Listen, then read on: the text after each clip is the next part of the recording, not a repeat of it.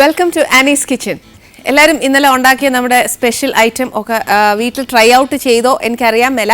പക്ഷെ എന്നാലും അതൊക്കെ നല്ല നാടൻ ചിക്കൻ കറിയാണ്. നമുക്ക് ഏറ്റവും കൂടുതൽ ജങ്ക് ഫുഡ്സിൽ നിന്നൊക്കെ ഒരു രക്ഷ നേടാൻ ഇങ്ങനത്തെയൊക്കെ കറികൾ നമ്മൾ പരീക്ഷിച്ച് വീട്ടിൽ ആരോഗ്യപരമായിട്ടൊക്കെ റെസിപ്പീസ് ചെയ്യുക. പിന്നെ ഇന്ന് നമ്മൾ ഒരു എന്നാ പറയുന്ന ഒരു മീനിൻ്റെ ഐറ്റമാണ് ചെയ്യാൻ പോകുന്നത്. കാര്യം എന്നാതോ, നമ്മുടെ കാര്യം എന്ന് പറഞ്ഞാൽ വലിയ കാര്യമൊന്നുമല്ല. പക്ഷേ ഇന്ന് നമ്മുടെ ഇവിടെ വരാൻ പോകുന്ന ഗസ്റ്റിനെ പറ്റി പറയുകയാണെങ്കിൽ, അദ്ദേഹത്തെ പറ്റി പറയുവാണെങ്കിൽ നമ്മുടെ എപ്പിസോഡ് തുടങ്ങിയ സമയം തൊട്ടേ ശരിക്കും പറഞ്ഞാൽ നമുക്ക് ഒരുപാട് പാട്ടുകാർ നമ്മുടെ ഗസ്റ്റായിട്ട് വരുന്നുണ്ട്.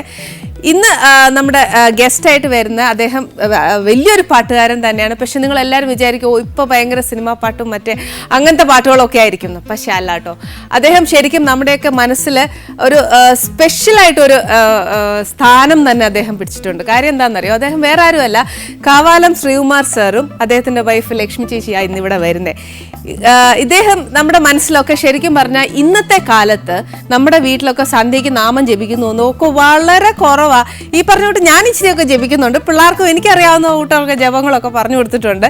പക്ഷേ എന്നാലും സന്ധ്യയ്ക്കൊക്കെ ഇച്ചിരി നാമമൊക്കെ ജപിക്കണമെന്ന് വെച്ചാൽ മിക്കപ്പോഴും നമ്മൾ ഈ സാറിൻ്റെ പാട്ടുകളാണ് നമ്മൾ നമ്മുടെ വീട്ടിൽ ഭക്തി കൊണ്ടുവരുന്നത്, കൂടുതലും സാറിൻ്റെ വരികളിൽ കൂടി തന്നെയാണ്. പിന്നെ കാവാലം ശ്രീകുമാർ സാർ ആകുമ്പോൾ അദ്ദേഹം ശരിക്കും ആലപ്പുഴ സൈഡിലൊക്കെ ഉള്ള ആളല്ലേ. അപ്പം ശരിക്കും മീനിനോടായിരിക്കും കൂടുതൽ ഇഷ്ടം എന്ന് ഞാൻ വിശ്വസിക്കുന്നു. അപ്പോൾ എന്നാന്നറിയോ, നമുക്ക് ഈ മീന് കൊണ്ട് ഇന്ന് നമുക്കൊരു പ്രത്യേക വിഭവം ചെയ്യാം എന്ന് പറഞ്ഞ് മറ്റേ എന്നാ പറയുന്നത്, നമ്മൾ മാണിസാറിന് കൊടുത്ത കൂട്ട് ഭയങ്കര ചുമന്ന റെഡ് മീൻകറിയൊന്നും അല്ല. ഇന്ന് ഇച്ചിരി ഒരു കുറച്ച് വ്യത്യാസമായ മീൻകറിയാണ്. പക്ഷെ എന്നാന്നോ, ഈ മീൻകറി നമ്മൾ ഒന്ന് ഇത് എരിവ് ഒത്തിരി കൂടിയ മീൻകറി ഒന്നുമല്ല, സെമി മീൻകറിയാണ്. അത് ശരിക്കും ഈ ചോറിൻ്റെ കൂടെയൊക്കെ തിന്നാൻ നല്ലയാ. പക്ഷേ എന്നാ പറയുന്നത്, ഞാൻ എപ്പോഴും പറയത്തില്ലേ, നമ്മൾ ഈ മീൻകറിയൊക്കെ വെച്ച് ചട്ടിയിൽ അങ്ങോട്ട് മീൻ തീരുമ്പോഴത്തേന് ഇതിനകത്തോട് ചട്ടിക്കകത്തോട് ചോറിട്ട് തിന്നണമെന്ന് പറയുന്ന കൂട്ടി ഇത് തിന്നാൻ ഒക്കുകയില്ല. പക്ഷേ ഇത് ഏറ്റവും നല്ല ടേസ്റ്റ് എന്നാന്നറിയോ, നല്ല അപ്പം. ഒന്ന് നമ്മുടെ മന്ദാരപ്പൂ അപ്പം, അല്ലെന്നുണ്ടെങ്കിൽ നമ്മുടെ കല്ലപ്പം. ഇത് രണ്ടും കൂട്ടി തിന്നാൻ നല്ല സ്വാദാണ്. ഈ കല്ലപ്പം എങ്ങനെ ഉണ്ടാക്കുന്നതെന്ന് ഞാൻ പറഞ്ഞു തരാം. അതിന് വലിയ വ്യത്യാസമോ വലിയ പ്രശ്നമൊന്നുമില്ല. ഈ പറഞ്ഞ പോലത്തെ ഞാൻ ഈസ്റ്റ് ഒന്നും മറക്കാതെ പറഞ്ഞു തരാം. ഈസ്റ്റ് ഇട്ടോളൂ, അപ്പോൾ ഒരു പ്രശ്നമില്ലല്ലോ. ഒത്തിരി പേര് എന്നോട് വിളിച്ച് ചോദിച്ചു, കുഞ്ഞെ ഈസ്റ്റ് ഇടണ്ടേന്ന്. സത്യം കേട്ടോ, ഈസ്റ്റൊക്കെ ഇടുമ്പം അതിൻ്റേതായ ഇൻസ്റ്റൻറ്റ് ഈസ്റ്റ് ഇടുമ്പോഴത്തേക്ക് അപ്പത്തിൻ്റെ മാവ് പൊങ്ങത്തുള്ളൂ. പക്ഷെ എന്നാലും കള്ളിട്ട് നമ്മൾ കുഴച്ച് വെക്കുന്നതിൻ്റെ അത്രയും ആരോഗ്യമൊന്നും ഈസ്റ്റിനൊന്നും ഇല്ലല്ലോ. പക്ഷെ അതുകൊണ്ട് ഞാനത് പറയാഞ്ഞേ. പിന്നെ ഇപ്പം കള്ളൊന്നും കിട്ടാത്തതുകൊണ്ട് നമുക്കൊരു ഇച്ചിരി ഈസ്റ്റ് ഇട്ട് അപ്പത്തിന് കലക്കി വെച്ചാൽ മതി. ഇനിയിപ്പോൾ നമ്മൾ എന്നാ ചെയ്യാൻ പോകുന്നത്, നല്ലൊരു മീൻകറി. ശരിക്കും കേട്ടോ, അത് നല്ലൊരു മീൻകറിയാണ്. വീട്ടിൽ ഗസ്റ്റൊക്കെ പെട്ടെന്ന് വൈകുന്നേരം ഡിന്നറിന് അപ്പവും ഈ മീൻകറിയൊക്കെ വെച്ചാലുണ്ടല്ലോ എന്നാ ടേസ്റ്റാണെന്നറിയാമോ. അതെങ്ങനെയാണ് ഉണ്ടാക്കുന്നതെന്ന് ഞാൻ പറഞ്ഞുതരാം. ഫസ്റ്റ് അതിൻ്റെ ഇൻഗ്രീഡിയൻസ് എന്നാക്കിയാണ് വേണ്ടിയെന്നുള്ളത് പറഞ്ഞുതരാം. പിന്നെ ഈ മീനിന് ഇന്ന മീൻ പറ്റത്തുള്ളൂ, എന്നാ നെമ്മീനെ ഒക്കത്തുള്ളൂ എന്നൊന്നുമില്ല. നമുക്ക് എന്നാ മീൻ വേണേലും വെക്കാം. പിന്നെ എന്നാ പറയുന്നത്, കഷ്ണ മീനാണെങ്കിൽ ഇച്ചിരി കൂടി നല്ലതാ. ഇതിപ്പം ഒരു കഷ്ണ മീനാണ് ഞാൻ മേടിച്ചേക്കുന്നത്. അത് ഒരു 1/2 കിലോ, അതായത് ഒരു ഏകദേശം ഒരു 16 കഷ്ണം നമ്മുടെ കറി കഷ്ണമായിട്ട് മുറിച്ചേക്കുക. പിന്നെ ഇതിനകത്ത് വേണ്ടിയത് പച്ചമുളക് എരിവ് അനുസരിച്ച് വേണം നമ്മൾ ഇടാൻ. പിന്നെ വേണ്ടിയത് ടൊമാറ്റോ, ഒരു വലിയ ടൊമാറ്റോ സ്ലൈസ് ചെയ്തരിഞ്ഞതാ. പിന്നെ ഇതില്ലാതെ നോക്കുകയല്ല, കറിവേപ്പില. ഇതിനകത്ത് ഞാൻ ഇഞ്ചിയും വെളുത്തുള്ളിയും കൂടെ ചതച്ച് വെച്ചേക്കുക. പിന്നെ വേണ്ടി ഇച്ചിരി മഞ്ഞൾപ്പൊടി, കാശ്മീരി മുളക് പൊടിയാണ് ഞാൻ എടുത്തേക്കുന്നത്. പച്ചമുളകിൻ്റെ എരിവ് അനുസരിച്ച് വേണം എരിവ് കൂട്ടുകയും കുറയ്ക്കാനും. പിന്നെ വേണ്ടിയ കുറച്ച് മല്ലിപ്പൊടി മതി. 1 ടേബിൾ സ്പൂൺ മല്ലിപ്പൊടി ആണെങ്കിൽ 2 ടേബിൾ സ്പൂൺ മുളക് പൊടി, ഇതാ കണക്ക്. പിന്നെ ഉലുവ, ഇതിനകത്ത് ഇച്ചിരി ഉലുവ വേണം. ഒത്തിരി ഒന്നുമില്ല, ഇച്ചിരി ഒന്ന് കടുക് വറുക്കാൻ വേണ്ടി മാത്രം. പിന്നെ ഇച്ചിരി കടുക്, വറ്റൽ മുളക്, അതും കടുക് വറുക്കാൻ തന്നെയാണ്. പിന്നെ ഈ പറഞ്ഞ പോലെ എരിവ് വേണമെന്നുണ്ടെങ്കിൽ ഇത് 2-3 കൂട്ടാം. ഇതിന് നമ്മുടെ വെളിച്ചെണ്ണയാണ് വേണ്ടിയേ. പിന്നെ ആവശ്യത്തിന് ഉപ്പ്. ഈ മീൻകറിക്ക് ഞാൻ ഇടാൻ പോകുന്ന പുളി എന്നാന്ന് വെച്ചാൽ പിഴിപുളി, അതായത് സാമ്പാർ പുളിയല്ല. ഇതിനകത്തോട്ട് ഞാൻ എൻ്റെ കുടംപുളിയാണ് ഇടാനോ പോകുന്നത്. ഒത്തിരി പുളിയുള്ള പുളി കാണും, അത് നോക്കിച്ച് വേണം ഈ പുളി ചേർക്കാൻ. പിന്നെ വേണ്ടിയത് നമുക്ക് 2ാം പാല്, മീൻ വേവാനുള്ള പാല്. പിന്നെ വേണ്ടിയത് തലപ്പാല്, അത് ഇച്ചിരി മതി. കുറച്ചൊന്ന് മീനൊന്ന് തിളച്ച് വെന്ത് ചാറൊക്കെ ഒന്ന് വറ്റി കഴിയുമ്പോഴത്തേക്ക് പിന്നെ വരുന്ന ഗ്രേവി തലപ്പാൽ വെച്ച് വരുന്നതായിരിക്കും. ഇനി നമുക്ക് അടുപ്പ് കത്തിച്ച് നമ്മുടെ ചട്ടി വെച്ചിട്ട് നല്ലോണം ചൂടാവണം. ഒരു 1/2 ടീസ്പൂൺ കടുകൊക്കെ നമുക്ക് അളവ് അറിയാമല്ലോ എന്നാ വേണ്ടിയെന്നുള്ള. ഇനി ഞാൻ ഇച്ചിരി എണ്ണ ഒഴിക്കാൻ പോവാം.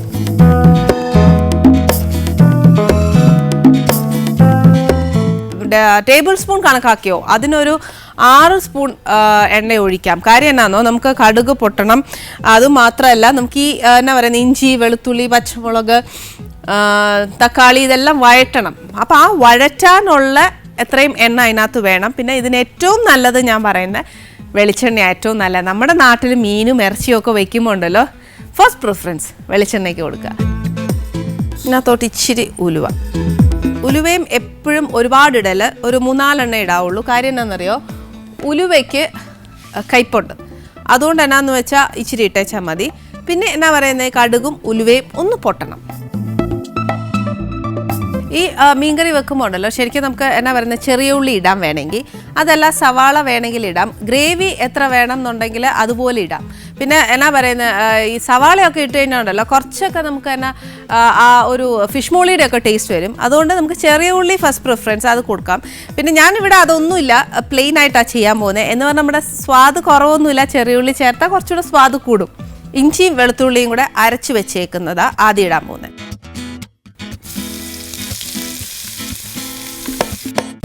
കുറച്ച് കറിവേപ്പില, ഇത് വേണ്ടിയിട്ട് തന്നെ ഇടുന്നതാണേ. ഇഞ്ചിയും വെളുത്തുള്ളിയുടെയും പച്ചച്ചൊവ്വ അങ്ങോട്ട് മാറിയതിന് ശേഷമേ നമുക്ക് എന്നാ പറയുന്നത് തക്കാളിയൊക്കെ ഇടാവുള്ളൂ.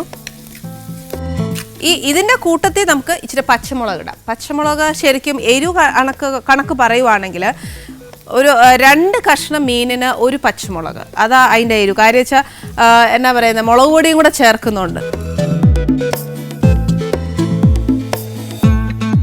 ഇപ്പം ഇഞ്ചിയും വെളുത്തുള്ളിയും നല്ല അത് എങ്ങനെ അതിൻ്റെ മൂപ്പ് അറിയുന്നതെന്ന് വെച്ചാൽ അത് കുറച്ചൊന്ന് എന്നാ പറയുന്നത് നമ്മൾ നെയ്ച്ചോറിനൊക്കെ ഉള്ളി വറക്കുകയല്ലേ എന്ന് പറഞ്ഞ കൂട്ട് ഈ ഇഞ്ചിയും വെളുത്തുള്ളിയും കുറച്ചൊന്ന് ക്രിസ്പി പോലെ ആവും. അതാ അതിൻ്റെ ആ പച്ചച്ചൊവ്വ മാറി നമുക്ക് മനസ്സിലാവുന്നത്. പച്ചമുളക് നമ്മൾ പിന്നെ ഇട്ടേക്കുന്നത്. പക്ഷെ എന്നാന്നോ ആ പച്ചമുളക് ഗ്രാജുവലി നമ്മൾ തന്നെ തക്കാളി ചേർക്കുമ്പോഴും ഒക്കെ അതിൻ്റെ പച്ചമണം തന്നെ മാറിക്കോളും. പക്ഷേ ഇഞ്ചിയും വെളുത്തുള്ളിയുടെയും പച്ചച്ചൊവ്വ എത്രയായാലും നമ്മൾ അത് മാറ്റാതെ നമ്മൾ പൊടിയിടരുത്. കാര്യം എന്താണെന്ന് വെച്ചാൽ പിന്നെ നമുക്ക് വഴറ്റാൻ നോക്കുകയില്ല. ഇനി ഇതിനകത്തോട്ട് ഞാൻ ഇച്ചിരി തക്കാളി ഇടാൻ പോവാം.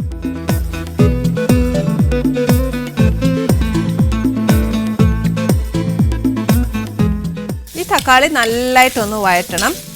നല്ലതായിട്ടെന്ന് പറയുമ്പോൾ ശരിക്കും അതിൻ്റെ തൊലി ഇങ്ങനെ മാറണം, എന്നിട്ട് അത് ആ പൾപ്പ് പോലെ ഒന്ന് ആവണം. അതാ അതിൻ്റെ ആ ഒരു കണക്ക്.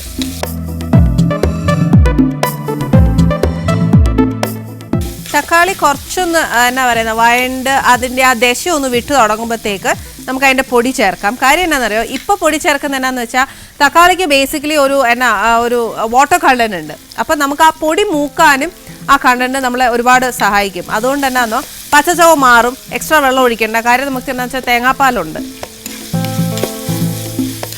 എപ്പോഴും എന്നാന്ന് വെച്ചാൽ നമ്മൾ പൊടിയൊക്കെ ചേർക്കുമ്പോഴത്തേന് എപ്പോഴും സിമ്മാക്കി വെച്ചേച്ച് വേണം പൊടി ചേർക്കാൻ, അല്ലെങ്കിൽ പൊടി മൂത്തു പോകും. ഒരു 1/2 ടീസ്പൂൺ മഞ്ഞൾപ്പൊടിയാണ് ഇട്ടേക്കുന്നത്. ടേബിൾ സ്പൂൺ കണക്കിന് ഈ എന്നാ പറയുന്നത് ഒത്തിരി കുമിച്ച് അങ്ങോട്ട് എടുക്കണ്ട. ടേബിൾ സ്പൂൺ ഒന്ന് നമ്മൾ തട്ടിയിട്ട് എടുക്കുന്ന ഒരു നിറവില്ലേ, അത് മതി. 2 ടേബിൾ സ്പൂൺ മുളക് പൊടിയാണ് എടുക്കുന്നതെങ്കിൽ 1 ടേബിൾ സ്പൂൺ മല്ലിപ്പൊടി മതി. ഇനി ഈ പൊടി കുറച്ചൊന്ന് മൂക്കണം. മൂത്ത് എന്നാ പറയുന്ന എണ്ണയൊക്കെ ഒന്ന് തെളിഞ്ഞു വരണം, അതതിൻ്റെ കണക്ക്. ഈ എണ്ണ തെളിയാൻ ഞാൻ ഇന്നലെ പറഞ്ഞതില്ല ഏറ്റവും നല്ല വിധി എന്നാണെന്നറിയാമോ, ഇച്ചിരി ഇപ്പം നമ്മുടെ കയ്യിൽ തേങ്ങാപ്പാലുള്ളതുകൊണ്ട് ഞാൻ തേങ്ങാപ്പാൽ ഒഴിക്കുന്നത്. അതല്ല എന്നുണ്ടെങ്കിൽ എന്നാ വെള്ളം ആന്നേലും ഇച്ചിരി അങ്ങോട്ട് വെള്ളം ഒഴിച്ചു കൊടുത്താൽ മതി.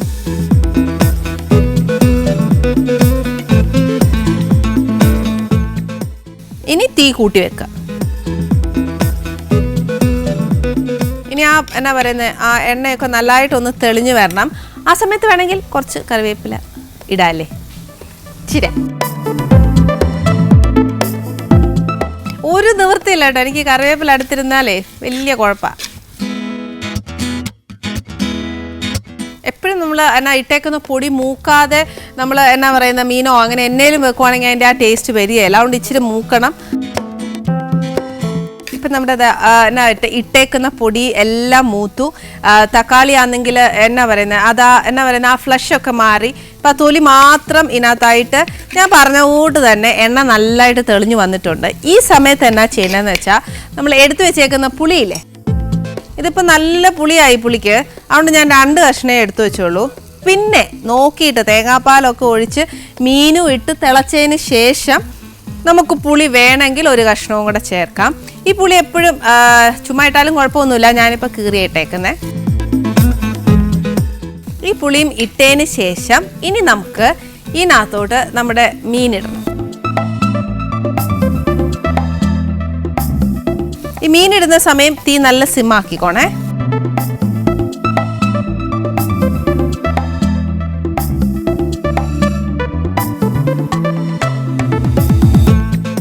ഈ മീനിനകത്തോട്ട് ഈ അരപ്പെല്ലാം നല്ലതായിട്ട് അങ്ങോട്ട് ചേർക്കുക.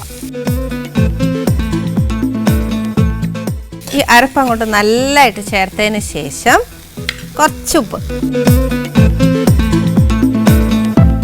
മീനിന് ശരിക്കും പറഞ്ഞാൽ എന്നാ പറയുന്നത്, നല്ല ഉപ്പും പുളി എരിവും ഒക്കെ വേണം. ഈ മീൻകറിക്ക് ചിലപ്പോൾ അത്ര ഒക്കുകയില്ല. പിന്നെ വേണ്ടിയ ആൾക്കാർക്കാണെങ്കിൽ പച്ചമുളകും കൂട്ടാം. ഞാൻ പറഞ്ഞ പോലെ കാശ്മീരി മുളക് പൊടി 50-50 ബേസിസ് ആക്കാം. എന്നാന്ന് വെച്ചാൽ കാശ്മീരി മുളക് പൊടി 1 ടേബിൾ സ്പൂണും മറ്റേ സാധാ എരിവുള്ള മുളക് പൊടി 1 ടേബിൾ സ്പൂൺ. ഇപ്പം നമ്മൾ 2 ഇട്ടേക്കുന്നത്, അങ്ങനെ ഇട്ടേച്ചാൽ മതി. ഇതിനകത്തോട്ട് ഒരു 2 വറ്റൽമുളക്,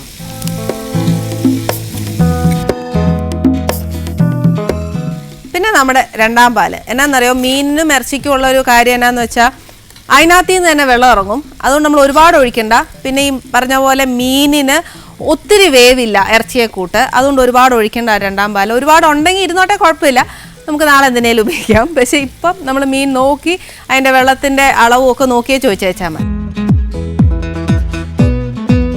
അതിൻ്റെ കണക്ക് എങ്ങനെയാണെന്ന് വെച്ചാൽ നമ്മുടെ മീൻ ഒന്ന് നികത്തി ഒഴിച്ചേച്ചാൽ മതി. ഇനി തീ കൂട്ടി വെക്കുക. ഇപ്പം നമ്മൾ ഉപ്പ് ചേർത്തു, പുളി ചേർത്തു, എന്നാ പറയുന്നത്, എരിവുണ്ട്, എല്ലാം ഉണ്ട്. പക്ഷെ ഇപ്പം നമ്മൾ ഉപ്പും പുളിയും ഒന്നും നോക്കിയാൽ ഒക്കുകയില്ല. അതൊന്ന് തിളച്ച് മീനെ പിടിച്ച് കഴിയുമ്പോഴത്തേനെ അത് അറിയാനൊക്കത്തുള്ളൂ. അതുകൊണ്ട് എന്നാ വേണം, നമ്മൾ ഇച്ചിരി നേരം അടച്ചിട്ടിട്ട് ഉപ്പും പുളിയും ഒക്കെ ആ മീനെ പിടിക്കാനുള്ള നമുക്കൊരു സാവകാശം കൊടുക്കണ്ടേ. നമ്മൾ വേവാൻ വെച്ച് മീൻകറി നല്ലതായിട്ട് വെന്തു. പിന്നെ ഈ മീൻകറിക്ക് ഒക്കെ ഉള്ളൊരു നല്ല മണമുണ്ട് കേട്ടോ. ഈ മീൻകറിക്കൊക്കെ ഉള്ളത് എന്നാണെന്നറിയോ, നമ്മൾ ഒരിക്കലും ഉണ്ടല്ലോ ഈ മീൻ ഇട്ടേച്ച് പിന്നെ ഈ സ്പൂൺ ഇട്ട് ഇളക്കിയാൽ മിക്കവാറും മീൻകറി ഒരു തോരനായിട്ട് മാറും, അല്ലെങ്കിൽ ഒരു മെഴുക്കുവരട്ടിയായിട്ട് മാറും. അതുകൊണ്ട് കഴിയുന്നതും ഈ ചട്ടിയെ പിടിച്ചിങ്ങനെ എന്നാ പറയുന്നത്, ഇങ്ങനെ കുലുക്കിയേച്ചാൽ മതി. പക്ഷേ ഇപ്പം ചട്ടി നല്ല ചൂടാ. എന്നാലും ഞാൻ അഥവാ നമ്മൾ സ്പൂൺ ഇടുവാന്നേൽ ഈ കഷ്ണം അങ്ങോട്ട് നീക്കി അതിൻ്റെ ആ ഒരു ഗ്യാപ്പില്ലേ, അതിൻ്റെ ഇടയിൽ കൂടെ ഇച്ചിരി ഒന്ന് എന്നാ പറയുന്നത് അടി പിടിച്ചിട്ടുണ്ടോ അങ്ങനെയൊക്കെ ഒന്ന് നോക്കിയേച്ചാൽ മതി. ഇല്ലെന്നുണ്ടെങ്കിൽ തുണി വെച്ച് ഇങ്ങനെ ഒന്ന് വട്ടം ചുറ്റിച്ചേച്ചാൽ മതി. ഇപ്പം നമ്മുടെ മീൻ കറിയിൽ നമ്മൾ ഒഴിച്ച പാലൊക്കെ ആണെങ്കിൽ ഏകദേശം വറ്റി കഴിഞ്ഞു. ഇനി ഈ സമയത്താണ് ഞാൻ പറഞ്ഞില്ലേ, നമുക്ക് ഉപ്പോ പുളിയോ എരിവോ എന്നേലും വേണമെന്നുണ്ടെങ്കിൽ നോക്കിക്കോണം. ഇപ്പം എനിക്ക് നോക്കിയേച്ചാൽ ഒന്നും വലിയ കുഴപ്പമില്ലെന്നല്ല, ഉപ്പും പുളിയൊക്കെ എൻ്റെ ഭാഗത്തിനുണ്ട്. പിന്നെ എന്നാ പറയുന്നത്, അങ്ങോട്ടും ഇങ്ങോട്ടും വ്യത്യാസമുള്ളവരൊക്കെ അത് ചേർത്തോണം. ഇനി ഇപ്പം എന്നാ ഞാൻ ചെയ്യാൻ പോകുന്നതെന്ന് വെച്ചാൽ കുറച്ച് തലപ്പാൽ. ഒത്തിരി തലപ്പാൽ ഒഴിക്കേണ്ട, കാര്യം ചാറനുസരിച്ച്. എന്നാന്ന് വെച്ചാൽ ഇച്ചിരി ഒരു കുറിയ പരുവായിരിക്കണം, എന്നാൽ ഒത്തിരി അങ്ങ് വെള്ളം പോലെ ആയിപ്പോവുകയും ചെയ്യരുത്. അതുകൊണ്ട് പിന്നെ നമ്മൾ നേരത്തെ വെച്ച തലപ്പാലിൻ്റെയും മീനിൻ്റെയും ഒക്കെ വെള്ളം അതിനകത്തുണ്ട്. അപ്പം ചാറ് എത്രയാണ് വേണ്ടിയെന്ന് വെച്ചാൽ അത് നോക്കി ഒഴിച്ചാൽ മതി. എന്നാൽ പിന്നെ മീൻകറിയല്ലേ ഇച്ചിരി ചാറ് അങ്ങോട്ട് ഇരിക്കട്ടെ എന്ന് പറഞ്ഞ ഞാൻ പറയുന്ന പോലെയൊക്കെ വെച്ചാൽ ചിലപ്പോൾ അതിൻ്റെ രുചി അങ്ങ് പോയെന്നിരിക്കും. അതുകൊണ്ട് കണക്കാക്കി ഒഴിച്ചേച്ചാൽ മതി.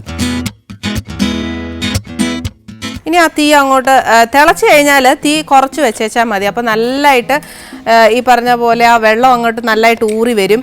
അതിൻ്റെ ആ എന്നാ പറയുന്നത്, മീൻ ഒത്തിരി അങ്ങോട്ട് പൊടിഞ്ഞു പോകില്ല, കണക്കിനിരുന്ന് വേവത്തേ ഉള്ളൂ. ഇനി 1ാം പാലം ഒഴിച്ച് കഴിയുമ്പോൾ ഇപ്പം തന്നെ എൻ്റെ മീൻ കറിയിൽ ആ ഇരുന്ന ബൗളിൻ്റെ പകുതി കറിവേപ്പിലയോളവും ഉണ്ട്. പക്ഷേ പറഞ്ഞിട്ട് എന്നാ കാര്യം, ഞാൻ ഇനി ഇടും. ഇച്ചിരി ഇടത്തുള്ളൂ കേട്ടോ. ഇപ്പോൾ തന്നെ നിറഞ്ഞ് നിൽക്കുക. എന്നാലും എന്നാ ആ ഒരു പച്ചമണമൊക്കെ വരുമ്പോഴത്തേക്ക് ഇച്ചിരി രുചി കൂടും. സാധാരണ മീൻകറിയിലൊക്കെ നമ്മൾ ചെയ്യുമ്പോഴത്തേന് ലാസ്റ്റ് ഇച്ചിരി പച്ചവെളിച്ചെണ്ണ ഒഴിക്കുന്ന ഒരു പതിവുണ്ട്. പക്ഷേ ഇതിൽ നമ്മൾ ആദ്യമേ എണ്ണ ഒഴിച്ചാൽ എല്ലാം വഴറ്റി. അതുകൊണ്ട് ഇനി എണ്ണ ഒഴിച്ചാൽ മിക്കവാറും നിങ്ങൾ എന്നെ തല്ലും. അതുകൊണ്ട് ഞാനത് ഒഴിക്കുന്നില്ല. ഈ തേങ്ങാപ്പാൽ ഒഴിച്ച് അതൊന്ന് തിളച്ച് കഴിയുമ്പോഴത്തേക്ക് അങ്ങ് ഓഫ് ചെയ്തേക്കുക. എൻ്റെ അഭിപ്രായത്തിൽ ഈ പറഞ്ഞ പോലെ മീനും ഇറച്ചിയും ഒക്കെ വെക്കുവാന്നേലുണ്ടല്ലോ തലേന്ന് വെച്ച് വെക്കുന്ന ഏറ്റവും രുചി. ഇനി ഇത് കുറച്ച് നേരം നമുക്ക് എന്നാ പറയുന്നത് അത് തിളയ്ക്കാനൊന്ന് വിട്ടുകൊടുക്കാം. ആ സമയം കൊണ്ട് ഞാൻ പറഞ്ഞില്ലേ കല്ലപ്പം ഉണ്ടാക്കാന്ന്. ഈ കല്ലപ്പം എന്നൊക്കെ പറഞ്ഞാൽ വലിയ സംഭവമൊന്നുമല്ല കേട്ടോ. ഞാൻ ആദ്യം പറഞ്ഞ പോലെ നമ്മുടെ മന്ദാരപ്പൂ അപ്പം ഉണ്ടാക്കിയില്ലേ എന്ന് പറഞ്ഞ പോലെ അതിൻ്റെ സെയിം കൂട്ട് തന്നെയാണ് നമുക്ക് ഈ അപ്പത്തിന് വേണ്ടിയത്. പക്ഷേ എന്നാ പറയുന്നത് അതിൻ്റെ ഒരു ഭാഷ മാറും. എന്നാന്ന് വെച്ചാൽ മന്ദാരപ്പൂ എന്നൊക്കെ പറഞ്ഞാൽ നമ്മൾ പൂ പോലെയല്ലേ ആക്കിയെടുത്തത്. ഇത് അങ്ങനെയൊന്നുമല്ല, ദോശ പോലെ നമ്മുടെ കല്ലിൽ ഒഴിക്കുന്നതിനാണ് ഈ കല്ലപ്പം എന്ന് പറയുന്നത്. അപ്പോൾ നിങ്ങളുടെയൊക്കെ എക്സ്പ്രഷൻ ആഹാ ഇതാണോ വലിയ കാര്യം. പക്ഷെ എന്നാലും മന്ദാരപ്പൂ നമ്മൾ ഉണ്ടാക്കി കഴിഞ്ഞില്ലേ, അതുകൊണ്ട് നമുക്ക് ഇന്ന് എന്തായാലും ഒരു കല്ലപ്പം ഉണ്ടാക്കി കാണിച്ചു തരാം. ഇത് ശരിക്കും ഞാൻ അങ്ങനെ തന്നെ അരച്ച മാവ് എന്നാ വെച്ചാൽ പച്ചരി, കരിക്ക്, കുറച്ച് തേങ്ങ, കുറച്ച് ചോറ്, ഇച്ചിരി ഈസ്റ്റ് പറഞ്ഞേ ഈസ്റ്റ് ഇടണം. അതല്ല ചിലപ്പോൾ നല്ല കള്ളൊക്കെ കിട്ടുവാണെങ്കിൽ കള്ളിൽ കുഴച്ച് വെക്കുന്ന ഏറ്റവും നല്ല. ഇതിനകത്ത് ഞാൻ ഈസ്റ്റ് ഇട്ടിട്ടുണ്ട്. അത് എന്നാന്ന് പറയുന്നത് വെച്ചാൽ ഓരോരുത്തരുടെ ഏതോ അനുസരിച്ച് എത്രയാണ് വേണ്ടിയെന്ന് വെച്ചാൽ ഈസ്റ്റ് ഇടുക. ഇതിപ്പോൾ ഞാൻ അങ്ങനെ അരച്ചു വെച്ച മാവാ. ഈ അപ്പത്തിന് ശരിക്കും പറഞ്ഞാൽ ഉണ്ടല്ലോ ഒത്തിരി പേര് പറയും അരച്ചു വെച്ചാൽ അതങ്ങോട്ട് ശരിയാവുന്നില്ല എന്ന്. അതെന്നാന്നറിയോ, അത് ഞാൻ പറഞ്ഞുതരാം. ആദ്യം നമുക്ക് പാൻ വയ്ക്കാം. എൻ്റെ മീൻ നല്ലതായിട്ട് അങ്ങ് തിളച്ചു. ഇനി ഞാനങ്ങ് ഓഫ് ചെയ്യുക. ഇനിയും കറിവേപ്പില ഇട്ടാൽ നിങ്ങൾ എന്നെ തല്ലും, മതി. ഈ അപ്പത്തിന് ചിലരൊക്കെ പറയും എന്നാന്ന് വെച്ചാൽ അരച്ചേച്ച് ശരിയായില്ല എന്നൊക്കെ. എന്നാന്നറിയോ, ഒരു ടെൻഷനും വേണ്ട. പിറ്റേ ദിവസം രാവിലെ അപ്പം ഉണ്ടാക്കാനാണെങ്കിൽ അല്ലെങ്കിൽ എപ്പോഴാണ് അപ്പം ഉണ്ടാക്കുന്നതെന്ന് അതിനൊരു 4 hours ബിഫോർ, എപ്പോഴാന്ന് വെച്ചാൽ വൈകുന്നേരം ആണെങ്കിൽ അങ്ങനെ, ഉച്ചയ്ക്ക് അങ്ങനെ 4 hours ബിഫോർ, പിന്നെ രാവിലെ ആണ് ഉണ്ടാക്കുന്നതെങ്കിൽ തലേന്ന് ആട്ടി വെക്കുക. അതനുസരിച്ച് നമ്മൾ അപ്പം ചൂട്ടാൽ മതി. ഇപ്പം ഞാൻ വേണ്ട ഇവിടെ കല്ലപ്പം എന്നൊക്കെ പറഞ്ഞ് ചുമ്മാ ഒരു കാര്യം പറഞ്ഞതാ. ഇത് വലിയ കാര്യമൊന്നുമില്ല കേട്ടോ, ചുമ്മാ നമ്മുടെ ദോശ പോലെ ഉണ്ടാക്കിയെടുക്കാം. മന്ദാരപ്പൂ അപ്പം ഉണ്ടാക്കിയോണ്ട് ഇങ്ങനെയും അപ്പം ഉണ്ടാക്കാം എന്ന് ഞാൻ പറഞ്ഞു തരുക. ഇത് ശരിക്കും ഒരു തവി മാവ്. ഈ അപ്പം ഉണ്ടാക്കുമ്പോൾ ഉള്ളൊരു കുഴപ്പം എന്നാന്നോ, നമ്മൾ ശരിക്കും തീ ഒത്തിരി സിമ്മാക്കി വച്ചേക്കണം. കൂട്ടിക്കഴിഞ്ഞാൽ ഒക്കുകയില്ല. പിന്നെ ഇത് മറിച്ചിടുന്നില്ല. അതിന് പകരനാന്ന് വെച്ചാൽ നമ്മൾ അടച്ചിട്ടാണ് ആ അപ്പം ഉണ്ടാക്കുന്നത്. വലിയ പാടൊന്നുമില്ല. പക്ഷെ എന്നാന്നറിയോ, നമ്മുടെ മന്ദാരപ്പൂ അപ്പം പോലെ സ്പീഡി ആവുകയില്ല. ഇതൊന്ന് വേവാനുള്ള നേരം കൊടുക്കണം, അത്രയേ ഉള്ളൂ. എന്നാലും ഈ പറഞ്ഞ പോലെ നമുക്ക് ഇതേപോലെ ഒരു 3-4 അപ്പം ഇങ്ങനെ ചുട്ടെടുക്കണം. അതിൻ്റെ പരുവം എങ്ങനെ ആയി നമുക്ക് മനസ്സിലാക്കുന്നതെന്ന് വെച്ചാൽ ഇപ്പം ഞാൻ പറഞ്ഞുതരാം. ഇതിപ്പോൾ നമ്മൾ ഏതാണ്ട് ബബിൾസ് പോലെയൊക്കെ ദോശ പോലെ ആവുക എന്നുവെച്ച് ഇത് കുറച്ച് കഴിയുമ്പോഴത്തേക്ക് ഈ പച്ചമാവ് മുഴുവൻ അങ്ങ് മാറിയിട്ട് അത് അപ്പത്തിനെ പോലെ തന്നെ ആവും. അപ്പോഴത്തേക്ക് അത് നല്ലതായിട്ട് വെന്ത് കാണും. വെന്തില്ല എന്ന് മനസ്സിലാക്കുന്ന അവിടെ ഇവിടെ എവിടെയെങ്കിലും ഈ പച്ചമാവ് കാണും. അന്നേരം ഒന്നുകൂടെ ഒന്ന് അടച്ചിടുക. പിന്നെ മധുരം കൂട്ടുന്ന അനുസരിച്ച് ഇതിൻ്റെ താഴ്ഭാഗം നല്ല മൊരിഞ്ഞും കരിഞ്ഞും വരും. അതുകൊണ്ട് ഒരുപാട് മധുരം ഇടരുത്, കുറച്ച് മധുരം ഇട്ടാൽ മതി. ഇത്രയേ ഉള്ളൂ. ഇതേണ്ടേ അപ്പം ആയി കഴിഞ്ഞു, നല്ല സോഫ്റ്റ് അപ്പം. ഇതുപോലെ നോൺ സ്റ്റിക്ക് പാൻ ആയതുകൊണ്ട് എന്നാ പറയുന്നത്, എണ്ണ തേക്കണ്ടെന്നാണ് പറയുന്നത്. അതുകൊണ്ട് ഞാൻ തേക്കുന്നില്ല. പക്ഷെ എന്നാൽ ആദ്യം ഒരു അപ്പം ഒഴിക്കുമ്പോഴത്തേക്ക് തേച്ചോണം കേട്ടോ. ഇത് പിന്നെ ദോശ പോലെ പരത്താൻ ശ്രമിക്കരുത്, ആവത്തില്ല. ഇങ്ങനെ അപ്പാക്കി എടുക്കാനേ ഒക്കത്തുള്ളൂ. ഇതേപോലെ നമുക്ക് എല്ലാ അപ്പവും ചുട്ടെടുക്കണം. ഗസ്റ്റ് വരുമ്പോഴത്തേക്ക് നമുക്ക് ഇവിടെ എല്ലാം നീറ്റാക്കി നമ്മൾ മിടുക്കി കുട്ടികളാന്നൊക്കെ കാണിക്കണം. അതിന് വേണ്ടിയിട്ട് ഒരു പ്രിപ്പറേഷൻ ഇപ്പോൾ എൻ്റെ എന്നാ പറയുക, ഞാൻ മിക്ക അപ്പവും ഉണ്ടാക്കി കഴിഞ്ഞു. ഇനിയിപ്പോൾ ഇത് ഒരപ്പവും കൂടെ ഉള്ളൂ. ഇത്രേ ഉള്ളൂ നമ്മുടെ കല്ലപ്പം എന്ന് പറയുന്നത്. ഇനി അങ്ങോട്ട് തീ ഓഫ് ചെയ്തേച്ച് എന്നാ പറയുക, നമുക്ക് ഇങ്ങനെ അങ്ങോട്ട് വിളമ്പാൻ ഒക്കുകയില്ല. അന്നേരം ഈ പറഞ്ഞ പോലെ ഇതെല്ലാം മാറ്റണേ. നമ്മുടെ മീൻകറി എന്തായി എന്നൊന്ന് നോക്കട്ടെ. എണ്ണയൊക്കെ തെളിഞ്ഞ് എന്നാ പറയുന്നത്, എൻ്റെ കറിവേപ്പില നമ്മൾ ഇട്ട പച്ച കറിവേപ്പില ഒന്ന് വാടിയിട്ടുണ്ട്.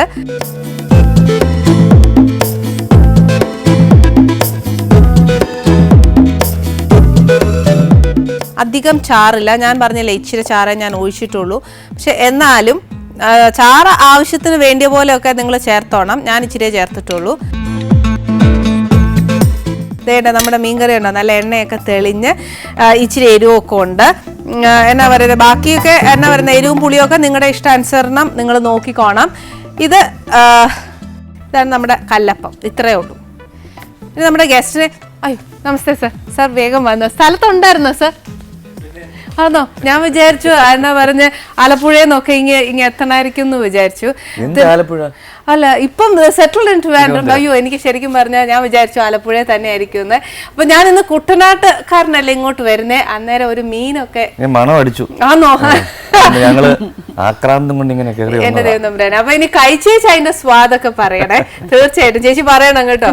ഇദ്ദേഹത്തെ പറ്റി എന്നാ ഞാൻ പറയുന്നത്, കൂടുതൽ പറയുവാണെങ്കിൽ ലോക പ്രശസ്തൻ എന്ന് തന്നെ പറയണം. ലോക പ്രശസ്തനായ ശ്രീ കാവാലം നാരായണ പണിക്കർ സാറിൻ്റെ മകനാണ് ഇദ്ദേഹം. പിന്നെ ഇദ്ദേഹത്തെ കുറിച്ച് നമ്മൾ ഒരുപാട് എന്താ പറയുക മീഡിയയിൽ കൂടി കണ്ടിട്ടുണ്ട്. അദ്ദേഹത്തിൻ്റെ സ്വരം നമ്മൾ കേട്ടിട്ടുണ്ട്. സംഗീതം ഒരു ഉപാസന പോലെ എന്താ പറയുക അതിനല്ലേ, അങ്ങനെ അനുഷ്ഠിക്കുന്ന ഒരു വ്യക്തിയും കൂടിയാണ് ഇദ്ദേഹം.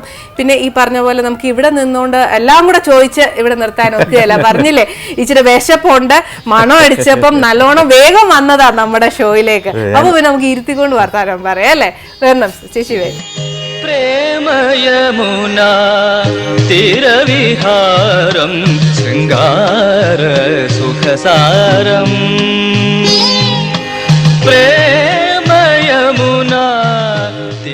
വിശന്നാ വരുന്നേന്നാ പറഞ്ഞ. അപ്പൊ ഞാൻ എന്നാ പറയുന്നത്, ആഹാരം എടുത്തേച്ച് നമുക്ക് വർത്താനം പറയണോ അതോ കുശല അന്വേഷിച്ച് മതി? അപ്പൊ അച്ചിരി വിശപ്പേ ഉള്ളൂ. അതല്ല ഈ കുശലവും കഴിപ്പും കൂടെ നടക്കൂല. ആണോ? അല്ലെങ്കിൽ തന്നെ വേറൊരു സൈക്കോ ഉണ്ട് കേട്ടോ, വിശക്കും തോറും രുചിയും കൂടും എന്ന് പറയുന്നല്ലേ. അപ്പൊ ഇച്ചിരി വിശപ്പിച്ചേച്ച് ഞങ്ങള് ചെയ്യാം. ഇപ്പൊ ഞാന് സാർ എന്റെ പ്രേക്ഷകരോട് ഞാനിപ്പോ പറഞ്ഞില്ലേ, സാറിന്റെ സ്വരം ഞങ്ങള് സിനിമയിലൊക്കെ കേട്ടു. പക്ഷെ എന്നാൽ ഒരു രാമായണ മാസോ അല്ലെങ്കിൽ ചുരുക്കി പറഞ്ഞാൽ ഒരു സന്ധ്യയ്ക്ക് ഒരു വീട്ടില് നാമജപങ്ങളൊക്കെ ഒത്തിരി കുറവായി കാലത്ത്. അപ്പോഴും സാറിന്റെ ഒരു ശബ്ദം, ആ ഒരു അന്തരീക്ഷമാണ് ആ വീട്ടിലേക്ക് ഭക്തി കൂടുതലും കൊണ്ടുവരുന്നത്. രണ്ട് സന്ധ്യയിലും ഒതുക്കി കളഞ്ഞൊരു ശബ്ദമായി. അല്ല ശരിക്കും സർ എങ്ങനെയാ, ശരിക്കും എനിക്ക് ശരിക്കും അതിശയം തോന്നിയിട്ടുണ്ട്. സാറിന്റെ ബാക്ക്ഗ്രൗണ്ട് വെച്ചുവാണെങ്കിൽ അച്ഛൻ വലിയൊരു നാടക ആചാര്യനാണ്. അപ്പൊ ഇതെല്ലാം കണ്ടാണ് സാർ കുഞ്ഞിലെ വളർന്നു വരുന്നത്. ശരിക്കും അതാണോ സാറിനെ ശരിക്കും ഇതിലേക്ക് വരാൻ കാരണം? തീർച്ചയായിട്ടും നമ്മുടെ സംസ്കാരമല്ലേ നമ്മളെ നയിക്കുന്നത്. നമുക്ക് കൊച്ചിലെ കിട്ടിയ സംസ്കാരവും പിന്നെ ഞാനിപ്പോ ഇത് രാമായണം എന്ന് പറഞ്ഞാൽ ഞാൻ ആദ്യമായിട്ട് വായിക്കുന്നത് എനിക്ക് ജോലി കിട്ടിയതിന് ശേഷം ആകാശവാണിയിൽ എനിക്ക് ഒരു ജോലിയുടെ ഭാഗമായിട്ട് ഞാൻ തുടങ്ങിയതാ. എന്നെ എപ്പോഴും ജയിപ്പിച്ചു. ഒരു 3 മാസം 4 മാസം കൊണ്ട് അന്ന് തുടങ്ങിയ സംഭവമാണ്, 30 വർഷം മുമ്പ്. അപ്പൊ അതിങ്ങനെ നിമിത്തമായി മാറി എന്നേ ഉള്ളൂ. ആദ്യമായിട്ടൊക്കെ അപ്പൊ രാമായണം വായിക്കാൻ പറയുമ്പോൾ ബുദ്ധിമുട്ടുണ്ടായില്ല? അതിന് മുമ്പ് ഈ ആകാശവാണി ഞാൻ കാഷ്വലായിട്ട് പൊയ്ക്കൊണ്ടിരുന്നപ്പോഴും പലപ്പോഴും ഈ പിന്നെ മ്യൂസിക്കൽ പ്രൊഡക്ഷൻസിനൊക്കെ ശ്ലോകങ്ങൾ പാടാനും ഒക്കെ പ്രത്യേക ഒരു ഇതുണ്ടായിരുന്നു. അത് തീർച്ചയായിട്ടും ഈ നാടക പ്രവർത്തനങ്ങൾ, നാടകത്തിൽ നമ്മൾ പലപ്പോഴും ഈ സംസ്കൃത നാടകങ്ങളിലും ഒക്കെ അച്ഛൻ്റെ അതിലൂടെ നമ്മൾ ചൊല്ലിയും പിന്നെ കുറെ നാടൻ പാട്ടുകൾ വീട്ടിൽ കളക്ഷൻ ഉണ്ട്. ഇത് കേട്ടും ക്ലാസിക്കൽ പഠിത്തവും ഇതെല്ലാം കൂടെ ഒരു സമ്മിശ്രമായിട്ടുള്ളൊരു പ്രോഡക്റ്റാണ് നമ്മുടെ ഈ പിന്നീട് പിൽക്കാലത്തുണ്ടായിട്ടുള്ള പല ഇതും. അതെ. അപ്പൊ സാറിന് കുഞ്ഞിലേ ഇത് വന്ന ഇഷ്ടമായിട്ട് ചെയ്തതാണ്. അപ്പൊ കോളേജിലൊക്കെ മ്യൂസിക് അങ്ങനെ വല്ലതും? കോളേജിലെ ക്ലാസിക്കലേ പാടുള്ളായിരുന്നു. ഞാൻ ഈ മ്യൂസിക് കോമ്പറ്റീഷൻസിനൊക്കെ ക്ലാസിക്കലും മറ്റേ ലൈറ്റും പാടും. എങ്കിലും ഞാൻ ക്ലാസിക്കലിനാണ് യൂണിവേഴ്സിറ്റി തലത്തിൽ പോകുന്നത്. പ്രൈസ് കിട്ടും, മറ്റേ പ്രൈസ് കിട്ടുമെങ്കിൽ ഞാൻ വേറൊരാളെ അതിന് സജസ്റ്റ് ചെയ്യും. നമ്മൾ പിന്നെ ലൈറ്റിൽ എന്ന് വെച്ചാൽ അങ്ങനെ ഞാൻ പോയിട്ട് എനിക്ക് ക്ലാസിക്കലായിരുന്നു കുറച്ചുകൂടെ താല്പര്യം അന്നത്തെ കാലത്ത്. പിൽക്കാലത്താണ് ഇതിന്റെ ഒരു ആവശ്യകത എനിക്ക് മനസ്സിലായി തുടങ്ങി. നമ്മൾ കുറച്ചുകൂടെ സംഗീതത്തിൽ ലൈറ്ററായിട്ട് വരാനായിട്ട് പലപ്പോഴും ഞാനിപ്പോൾ ആദ്യം പാടിയ ഒരു ചിത്രമുണ്ട്, മറ്റേ പൂരം. മറ്റേ പ്രേമയമുന തീരവിഹാരം ശൃംഗാര സുഖസാരം പ്രേമയമുന തീരവിഹാരം ശൃംഗാര സുഖസാരം എന്ന് പറയുന്ന പ്രേമം അന്ന് എനിക്കില്ലായിരുന്നു. 25 വർഷവും 30 വർഷവും പാടുമ്പോൾ ഇപ്പൊ ഉണ്ട്. രണ്ട് വ്യക്തികളും സംഗീതവും ചേച്ചിയോടും അല്ലേ? പിള്ളേരൊക്കെ ചേച്ചി? പിള്ളേര് ഒരാള് ബിടെക് കഴിഞ്ഞിട്ട് MSc ചെയ്യാണ് ജർമ്മനിയില്. അതായത് മോളാണ്. അവളിപ്പോ BCom മാരവാനിസ് കഴിഞ്ഞിട്ട് ലോയലയിൽ ചെന്നൈയിൽ MBA കിട്ടി. അങ്ങനെ രണ്ടുപേരും ഇവിടെ ഇല്ല. ചേട്ടന്റെ ലൈഫിലേക്ക് ചേച്ചിയുടെ പ്രവേശനം എങ്ങനെയായിരുന്നു? അറേഞ്ച്ഡ് ആയിരുന്നു. ഞാൻ കോളേജ് ഡിഗ്രിക്ക് ചേച്ചി ആദ്യമേ നമ്മളോട് പറഞ്ഞു അറേഞ്ച്ഡ് ആണ്, വേറെ ഒന്നും തെറ്റിദ്ധരിക്കരുത്. അല്ല, കണ്ടാ പലർക്കും തോന്നും നമ്മൾ അല്ലേ വെയിറ്റ് ഫോർ ഈച്ച് അതർ. അല്ല പിന്നെ ആ ഒരു എന്നാ പറയുന്നത്, പ്രേമിച്ച് കല്യാണം കഴിച്ചവരാണെന്നൊക്കെ തോന്നും. അതെ തോന്നും. ചേച്ചിയുടെ വീടും ആലപ്പുഴയാണോ? അല്ല, ഞാൻ പഠിച്ചതൊക്കെ ട്രിവാൻഡ്രമാണ്. ശരിക്കും എൻ്റെ അച്ഛൻ്റെ വീട് ചങ്ങനാശ്ശേരി, അമ്മയുടെ വീട് മാവേലിക്കര. അവിടെ അച്ഛൻ ഇവിടെ ജോലി ആയതുകൊണ്ട് ഞങ്ങൾ ട്രിവാൻഡ്രം. ചേച്ചി സംഗീതം ഇഷ്ടമാണോ ചേച്ചിക്ക്? ഇഷ്ടമാണ്, പിന്നെ തീർച്ചയായിട്ടും ഡാൻസും. Still okay. എനിക്കൊരു ഇടി പോലെ ആവുന്നു. വേണ്ട കേട്ടോ ചേച്ചി, അധികം വേണ്ട. അല്ല, ഡാൻസ് എന്നൊക്കെ പറയുമ്പോഴേ ഞാനൊരു ചെറിയൊരു മോശ കൂട്ടത്തിലുള്ളതാ. ദേഹം നിറഞ്ഞൊരു ശകലം പോലും വഴങ്ങുകയല്ല. അപ്പൊ ചേച്ചിയൊക്കെ ഡാൻസ് കളിക്കുന്ന പറയുമ്പോഴേ നമുക്കൊരു ഷുഡ് അപ്രീഷിയേറ്റ് കേട്ടോ ചേച്ചി. Very good. ചേച്ചി ഈ ചേട്ടൻ ഭയങ്കര എന്നാ പറയുന്നത്, ചേട്ടൻ്റെ സ്വരവും സംഗീതവും ഒക്കെ മിക്ക മലയാളി പ്രേക്ഷകർക്കൊക്കെ അറിയാം. ചേച്ചിക്ക് അതിനകത്ത് സാറിന്റെ ഏറ്റവും കൂടുതൽ ഇഷ്ടമുള്ളത് എന്നതാ? എനിക്ക് സത്യത്തിൽ ക്ലാസിക്കൽ കച്ചേരി ഭയങ്കര ഇഷ്ടമാണ്. വേറെ വെച്ചാൽ എനിക്ക് എല്ലാവരുടെയും ക്ലാസിക്കൽ കച്ചേരി അങ്ങനെ ഇഷ്ടപ്പെടാൻ പറ്റാറില്ല. അത് ഭർത്താവായോണ്ടല്ല, എനിക്ക് വേറെ ഇഷ്ടമാണ് എം ജയചന്ദ്രൻ്റെത്. അങ്ങനെ ശ്രീവത്സൻ മേനന്റെ, ടി എം കൃഷ്ണ, അങ്ങനെ ഇഷ്ടമാണ്. ഈ അച്ഛൻ്റെ ആ പാരമ്പര്യം വെച്ച് ഞാൻ ചോദിക്കുക, അച്ഛന് നാടകം അല്ലാതെ എന്തേലും കളരിയോ അങ്ങനെ? കളരി ഞാൻ പോയിരുന്നു. എന്ന് ചിത്ര നേരം ഞാൻ അങ്ങനെ വട്ടം ചുറ്റി വരുന്നതിന് മുമ്പേ പറയുന്നതല്ല. ഞാൻ പഠിത്തം കഴിഞ്ഞിട്ട് ഒരു 4 വർഷം ജോലി കിട്ടുന്നതിന് 4 വർഷം ഉണ്ടായിരുന്നു. ആ സമയത്ത് ഞാൻ ഇവിടെ നമ്മുടെ CVN കളരി, ഇവിടെ സത്യൻ അദ്ദേഹത്തിൻ്റെ അച്ഛൻ ഗുരുക്കളുണ്ടായിരുന്നു. ആ ഗുരുക്കളുള്ള സമയത്ത് ഒരു 4 വർഷം നല്ല വളരെ വളരെ എന്താ പറയുക, ഒരു ദിവസം ഒരു 1.5 മണിക്കൂർ ഒക്കെ വെച്ചിട്ട് നല്ല എണ്ണയൊക്കെ ഇട്ട് കുളിച്ച് കഴിഞ്ഞിട്ട് വീട്ടിലെത്തുമ്പോൾ ഒരു നല്ല ഫ്രഷാണ് രാവിലെ നമ്മളിത് കഴിയുമ്പോൾ. അപ്പോൾ ഞാൻ വിചാരിച്ചു കളരി തുടങ്ങി 10 വരെ അടിക്കാമെന്നൊക്കെ വിചാരിച്ചു.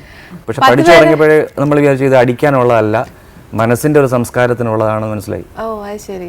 10 പേര് അടിക്കാനുള്ളതല്ല എന്ന് പറഞ്ഞ ചുമ്മാ ഒരു തമാശക്ക് ഞാൻ പറയും കേട്ടോ.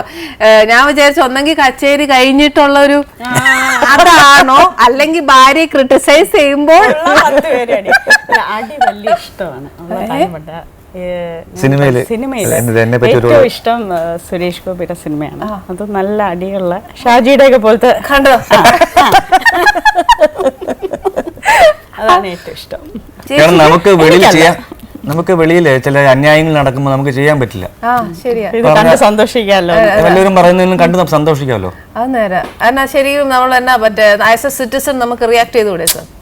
റിയാക്ട് ചെയ്താലും ഇപ്പോഴത്തെ ഈ സോഷ്യൽ മീഡിയ റിയാക്ട് ചെയ്യാനുള്ള അവസ്ഥ ഇപ്പം അറിയാമല്ലോ.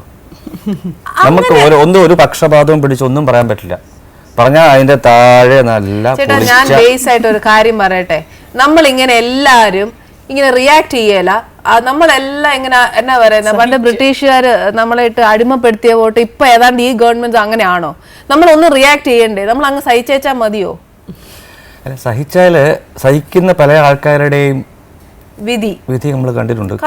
എന്നാലും പറഞ്ഞ് നമ്മൾ കുറെ പേര് അങ്ങനെ റിയാക്ട് ചെയ്യുമ്പോഴല്ലേ സാർ ഇത് മാറത്തുള്ളൂ ചേട്ടാ. അല്ല, നമുക്ക് നമ്മുടെ പരിധിക്ക് ഉള്ളിൽ നിന്നുകൊണ്ട് പല ക്രിറ്റിസിസം നമുക്ക് ചെയ്യാം. നമുക്ക് വളരെ സാംസ്കാരികമായിട്ട് നമുക്ക് ഈ പറയുന്ന അവാർഡുകൾ തിരിച്ചു കൊടുത്തു എന്നല്ല നമ്മൾ ചെയ്യേണ്ടത്. നമ്മൾ നമ്മുടെ പരിധിക്ക് നിന്നുകൊണ്ട് നമുക്ക് നമ്മുടെ പേനയുടെ ശക്തിയാണ് നമ്മൾ കാണിക്കേണ്ടത്. അല്ലാതെ നമ്മൾ വേറെ ഒന്നും കാണിക്കാൻ പറ്റില്ല. നമുക്ക് ഒരു എഴുത്താണ് അല്ലെങ്കിൽ നമ്മുടെ സംഗീതമാണെങ്കിൽ, ഇപ്പോൾ പണ്ടുള്ള കവികളൊക്കെ എഴുതിയിരുന്നത് എന്താണ്, എങ്ങനെ റിയാക്ട് ചെയ്യുന്നത്, അവരുടെ കവിതകളിലൂടെയാണ് അവർ റിയാക്ട് ചെയ്യുന്നത്. പക്ഷേ നമ്മുടെ മലയാളികളുണ്ടല്ലോ, നമ്മുടെ കേരള വിട്ട് എബ്രോഡ് ഒക്കെ പോവാന്നെങ്കിൽ എന്നാ നല്ല കുഞ്ഞുങ്ങളാണ്, നല്ലപോലെ പണിയെടുക്കും, നല്ലപോലെ ശരിയല്ലേ ചേട്ടാ? പക്ഷെ നമ്മുടെ നാടിനോട് തന്നെ ഇല്ലാത്ത എന്താണെന്ന് എനിക്കറിയില്ല. സംഗീതം ഇവിടെ അധികം ഉണ്ടോ ഇല്ല ചോദിച്ചാൽ അവിടെ ചെന്നൈയിലോട്ട് ചെല്ലുമ്പോഴേ ഉള്ളൂ. സത്യവാ. കാരണം അവിടെ നല്ലപോലെ പ്രാക്ടീസ് ചെയ്യാനും നല്ലപോലെ ആൾക്കാരുടെ സ്വഭാവം തന്നെ വ്യത്യാസമില്ലേ ഒത്തിരി. നമ്മുടെ ரொம்ப നന്നായി എന്ന് പറയുന്നേ ഉള്ളൂ. എല്ലാവരും മുഖത്ത് നോക്കി അത് പറയും. ശരിയാട്ടോ. ഞാൻ എന്തായാലും ആഹാരം തന്നേച്ച് ബാക്കി വിശേഷം ചെയ്യാം.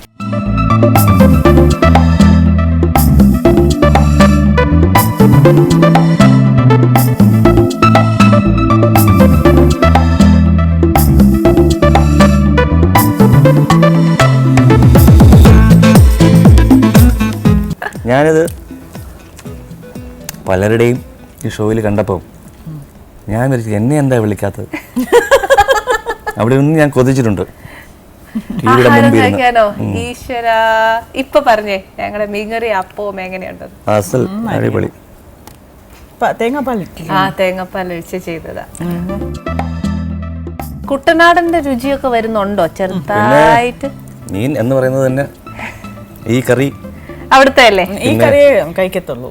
മറ്റേ ചുമന്ന മീൻകറി, ഈ ചുമന്ന ഇങ്ങനത്തേത് തേങ്ങാപ്പാല് തേങ്ങ അരച്ചത് ഇഷ്ടമല്ല. അത് ട്രിവാൻഡ്രത്താ മെയിൻ ആയിട്ട് വെക്കുന്നത് തേങ്ങ അരച്ച മീൻകറി അല്ലേ? അത് അത്ര ഇഷ്ടമല്ല. ബേസിക്കായിട്ട് നമ്മൾ കൊച്ചിലെ കഴിക്കുന്ന ഒരു സ്വാദം ഉണ്ടല്ലോ, അത് നമുക്ക് മറക്കാൻ പറ്റില്ല. എത്രയായാലും അല്ലേ, നമുക്ക് അതിനോട് ഇച്ചിരി കൂറ് വരും. പിള്ളേർക്ക് രണ്ടുപേർക്കും സംഗീതത്തോട് ഇഷ്ടമാണ്. പാടുവോ? എന്നെക്കാളും നല്ല വിവരമാണ് എന്റെ മോനും. അവനിപ്പം അവധിക്ക് സമ്മർ ബ്രേക്കിന് വന്നപ്പം ശരത്ത് ഒരു പാട്ട് പാടിച്ചു, ടി കെ രാജീവ് കുമാറിന്റെ വരാൻ പോണ മൂവിക്ക് ഇറങ്ങാൻ പോകുന്ന. മോളോ? മോളും പാടും, നന്നായി പാടും. മോള് നല്ല മെലഡി, നല്ല ക്ലാസിക്കൽ അധികം പഠിച്ചിട്ടില്ല. മോൻ നല്ല ക്ലാസിക്കൽ പഠിച്ചിട്ടുണ്ട്, അത് തന്നെ കേൾക്കുള്ളൂ. പക്ഷെ നമ്മൾ തന്നെ ക്ലാസിക്കലും ഇവളും നല്ല മെലഡി. ശരി ചേട്ടാ, ഈ കുട്ടിക്കാലവും ഗുരുക്കന്മാരെ കുറിച്ചും അച്ഛനെ കുറിച്ചും ഒക്കെ ഞങ്ങൾക്കൊന്ന് പറഞ്ഞു തരും. ഇവിടെ ആലപ്പുഴയുള്ള വീട്ടിൽ ദിവസവും ആരെങ്കിലുമൊക്കെ വരും. ഇപ്പോൾ ഒരിക്കൽ നമ്മുടെ എന്നൻപിള്ള അദ്ദേഹം ഒരിക്കൽ ഒരു നാടകത്തിന് വന്നു. അപ്പോൾ നമ്മുടെ തിയേറ്ററിൽ അന്ന് ഫാസലും നമ്മുടെ വേണിച്ചേട്ടനും ഒക്കെ ഉണ്ട്. നെടുമുടി വേണിച്ചേട്ടനും. അപ്പോൾ വീട്ടിലിങ്ങനെ തിരുവാഴുത്താനെ കുറച്ച് നാടകത്തിൽ ഫാസിൽ അഭിനയിച്ചിട്ടുണ്ട്. അപ്പോൾ അങ്ങനെ ഇരിക്കുമ്പോഴത്തേക്കും അന്ന് ഫാസിലിൻ്റെ മിമിക്രിയും നമ്മുടെ വേണിച്ചേട്ടൻ്റെ മോണോ ആക്റ്റീവ് ഒക്കെ ആയിട്ട് ഇങ്ങനെ ഒരു പ്രാവശ്യം വീട്ടിലിരിക്കുമ്പോൾ ഇദ്ദേഹത്തെ അവിടെ വന്നപ്പോൾ വീട്ടിലേക്ക് ക്ഷണിച്ചു. അപ്പോൾ അദ്ദേഹത്തിനോട് പറഞ്ഞു, എന്നമ്പിള്ള സാറിനോട് പറഞ്ഞു, ഇങ്ങനെ ഞാൻ ഇതിലൊരു കാര്യം കാണിക്കുമായിരുന്നു, ഒന്ന് കാണണം. എന്നിട്ട് ഫാസിൽ പിള്ള സാറിനെ അനുകരിച്ചു. അത് അടുത്തിടെ വരെ നമ്മുടെ റെക്കോർഡിംഗ് ഉണ്ടായിരുന്നു, വളരെ പണ്ടത്തെ. ഞാൻ ഇങ്ങനെയാണോ സംസാരിക്കുന്ന പുള്ളി ചോദിച്ചു. അവിടെ ഞാൻ ഇങ്ങനെയല്ലേ എന്ന് പറഞ്ഞിട്ട് അത് വളരെ എന്താ പറയുക അറിയിക്കാതെ കാണിച്ചതാണ്. രസം. അങ്ങനെയുള്ള ചില വലിയ വലിയ ആൾക്കാർ, ദക്ഷിണാമൂർത്തി സ്വാമി എല്ലാ വർഷവും ഇങ്ങനെ വരുമായിരുന്നു അച്ഛനായിട്ട്. ചില ബാലേസ് ഒക്കെ ചെയ്യാനായിട്ട്, കമ്പോസ് ചെയ്യാനായിട്ട് വരുമായിരുന്നു. ഇതിന്റെ ഒക്കെ ഇടയിലാണ് സാർ ഇങ്ങനെ വളരുന്നത്. അപ്പോൾ മനസ്സിലാക്കാമല്ലോ. തീർച്ചയായിട്ടും ഞാൻ കണ്ടു വളർന്നവരൊക്കെയാണ്. ദക്ഷിണാമൂർത്തി സംഗീതത്തിൽ ഏറ്റവും നമ്മൾ ആരാധിക്കുന്നത് ദക്ഷിണാമൂർത്തി സ്വാമി. അങ്ങനെ ഒരിക്കൽ വന്നപ്പോഴത്തേക്ക് എന്നെ ആ ഇടയ്ക്ക് ഇറങ്ങിയ ഒരു പാട്ടൊക്കെ എന്നെ പാടിപ്പിച്ചു. ചുമ്മാ ഒരു പാട്ട് പഠിക്കണം എന്ന് പറഞ്ഞപ്പോഴത്തേക്കും ഒരു ഇന്നലെ നീയൊരു സുന്ദര രാഗമായൻ പൊന്നോടക്കുഴലിൽ വന്നൊളിച്ചിരുന്നു. അതിനകത്ത് അവസാനം ഈ മയങ്ങിടുമ്പോൾ എന്ന് പറഞ്ഞ ഭാവമുണ്ട്. 2-3 രാഗത്തിലാണല്ലോ പറയും. ഈ മയങ്ങിടുമ്പോൾ എന്നൊരു ഒരു തരത്തിലും എനിക്ക് വരില്ല. കൊച്ചിലെ 8 വയസ്സ് തൊട്ടുള്ളൂ. ദൂരദർശനിൽ ഇതേ പിന്നെ ഈ ഇടയ്ക്ക് ഞാൻ ഇന്റർവ്യൂ ചെയ്യുന്നൊരു നോക്കടാ 8 വയസ്സിൽ ഞാൻ കേൾക്കുക. പിന്നീട് ഇന്റർവ്യൂ ചെയ്യേണ്ടി അപ്പോഴും ഞാനൊരു നഗരാതി എണ്ണയുണ്ടോ സഹചരാതി കുഴമ്പുമുണ്ടോ വേണ്ടി വന്നാൽ അലവലാതി ലേഹ്യമുണ്ടോ. അപ്പൊ ഞാൻ പാടിയപ്പോ എന്തോ സംഗതി കൊടുത്ത് പാടി ഉണ്ടോ. അങ്ങനെയൊന്നും ഇല്ല, ഇത്രേ ഉള്ളൂ. ഇത്രേ ഉള്ളൂ. ചേട്ടാ കഴിക്കൂ, ഇച്ചിരിയോട് വിളമ്പട്ടെ. മീൻ കഷ്ണം 5 വയസ്സ് തുടങ്ങിയ എൻ്റെ അമ്മ വളരെ പിന്നെ എന്താ പറയുക ടേസ്റ്റ് അറിഞ്ഞിട്ട് എൻ്റെ വീട്ടിലിങ്ങനെ ഒരു ശിവശങ്കര പണിക്കർ സാറ്, പിന്നെ കുറേ ഗുരുക്കന്മാരുണ്ട്. നമ്മുടെ തൃശ്ശൂർ പോയപ്പോൾ ഒരു R വൈദ്യനാഥൻ, അങ്ങനെ കുറേ ആൾക്കാരെ നമ്മുടെ ഈ കോമ്പറ്റീഷൻ യൂണിവേഴ്സിറ്റി കോമ്പറ്റീഷൻ സമയത്തൊക്കെ ഇങ്ങനെ ഞാൻ തൃശ്ശൂർ പോയി അവിടെ നിന്ന് ഇങ്ങോട്ട് വന്നൊക്കെ എന്നെ പഠിപ്പിക്കുന്നത് വളരെ എന്താ പറയുക വെളുപ്പിനെ എണീപ്പിച്ച് അങ്ങനെയൊക്കെ നമ്മൾ മടിയനാണല്ലോ. അപ്പോൾ വെളുപ്പിനെ എണീപ്പിച്ച് പ്രാക്ടീസ് ചെയ്യുന്ന ഒരു കാലഘട്ടം ഉണ്ടായിരുന്നു.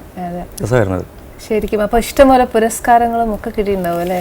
അങ്ങനെയല്ല, ഒരു അക്കാഡമി അവാർഡ് ഇപ്പം 2012 നമ്മുടെ സൂര്യകൃഷ്ണമൂർത്തി സാറ് വന്നതിന് ശേഷം ഒരു ക്ലാസിക്കൽ ഒരു അവാർഡ് കിട്ടി. അതിനു മുമ്പ് 99 പിന്നെ മഴയൂർ തിരുമേനി ചേട്ടനൊരു ഒരു ബന്ധമുണ്ട്. തിരുമേനി ഒരു പേര് ഒരു അത് കഴിച്ചുകൊണ്ട് പറയാൻ പാടില്ലെങ്കിലും